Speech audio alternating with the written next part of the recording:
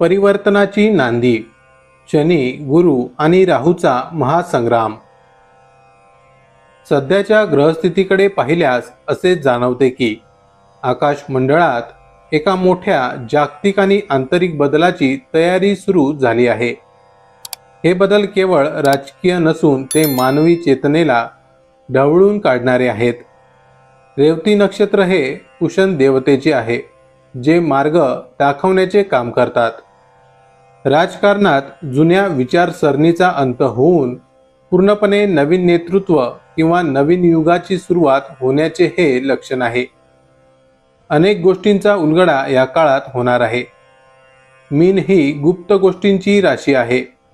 शनी इथे असताना अनेक जुनी गुपिते, भ्रष्टाचार किंवा पडद्यामागचे व्यवहार जनतेसमोर येऊ शकतात, ज्यामुळे प्रस्थापित सत्तांना धक्का बसू शकतो. शनी हा न्याय आणि शिस्त देणारा ग्रह आहे. जलतत्व राशीत तो व्यवस्थेतील त्रुटींवर बोट ठेवतो.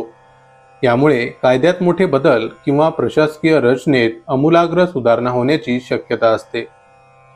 मीन राशीतील शनी बऱ्याचदा सामान्यांच्या भावनांचे प्रतिनिधित्व करतो.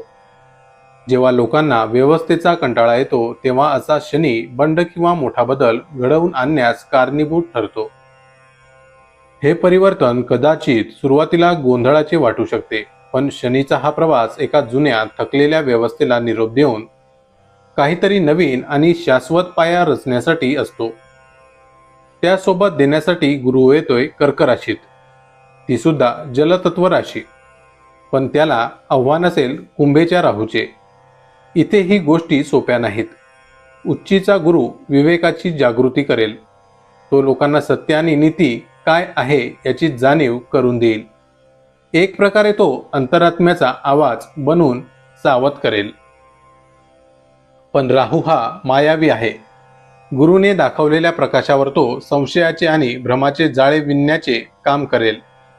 जेव्हा एखादी व्यक्ती किंवा समाज योग्य मार्गावर जाण्याचा प्रयत्न करेल, तेव्हा राहू प्रलोभने, चुकीची माहिती किंवा भीती निर्माण करून लोकांची दिशाभूल करण्याची शक्यता दाट आहे. हे आंतरिक युद्ध अशासाठी आहे कारण जुन्या धारणा आणि नवीन वास्तव यांचा संघर्ष सुरू आहे. गुरु सत्याकडे ओढतोय तर राहू जुन्या सवयी आणि सोयीस्कर खोट्या गोष्टींमध्ये अडकून ठेवतोय. तसेच बदलाची पहिली पायरी म्हणजे तो स्वीकारणे. जेव्हा शनी रेवती नक्षत्रात असतो तेव्हा तो जुन्या गोष्टी सोडून द्यायलाच लावतो. ज्या व्यवस्था, विचार किंवा सवयी आता कालबाह्य झाल्या आहेत त्या धरून ठेवण्याचा प्रयत्न केल्यास त्रास वाढतो. जे जात आहे ते नव्यासाठी जागा करत आहे ही वृत्ती ठेवणे आवश्यक आहे.